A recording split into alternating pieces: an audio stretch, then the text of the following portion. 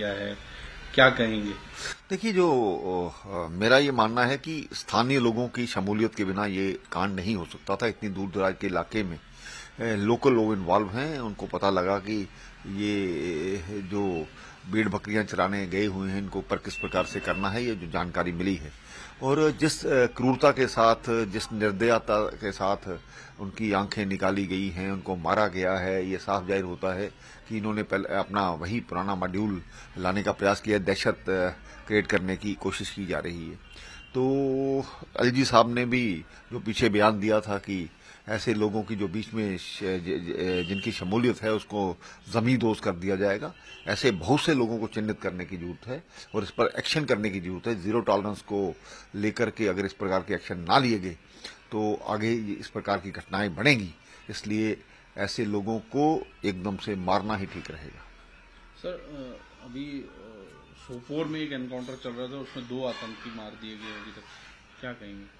देखिए, बहुत से ऐसे आतंकी आज भी यहाँ पर सर उठाने का प्रयास कर रहे और अपनी गतिविधियां तेज करने की जो कोशिश एक हो रही है, तो उसमें सुरक्षा बलों ने एक अच्छा सफलता उनको मिली है। और भी बहुत से ऐसे लोग होंगे मिलिटेंट जो यहाँ पर इस प्रकार की घटनाओं को अंजाम देने का प्रयास करेंगे। पूरी प्रदेश में कुछ दिनों से इस आतंकवाद ने फिर सर उठाने का प्रयास किया है, तो रणनीति बदल करके उनको मारने का जो एक तरीका है उसको मुझे लगता है कि जरूरत है और बड़ी जल्दी इस पर आतंक को जीरो लेवल पर लाने की जरूरत है। सर, अभी जिस तरह जम्मू कश्मीर असेंबली में लगातार हंगामा चल रहा है, जो 370 पे रेजोल्यूशन लाया गया, आज भी जो बीजेपी है वहां प्रोटेस्ट कर रही है, रेजोल्यूशन को वापस लेने की बात कर रही है। देखिए, शांतिपूर्ण ढंग से भारतीय जनता पार्टी ने प्रदर्शन शुरू किया और स्पीकर खुद उनको बाहर निकलने के लिए कह रहे हैं।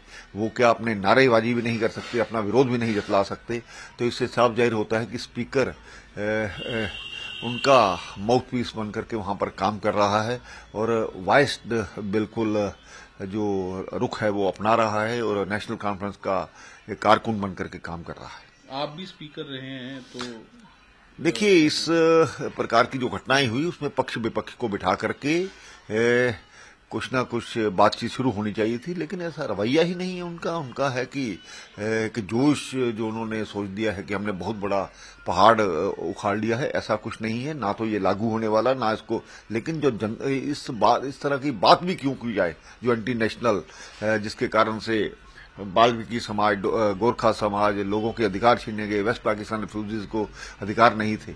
और लेकिन इनको ये याद रखना चाहिए कि शेख अब्दुल्ला ने भी इस प्रकार से गलती की थी, 18 साल जेल के अंदर रहे थे। इस प्रकार की कोशिशें जो हैं उनको करना बंद करें, नहीं तो आपका भी वही हश्र होगा। For exclusive and insightful videos, subscribe to our new channel ABP Live Premium.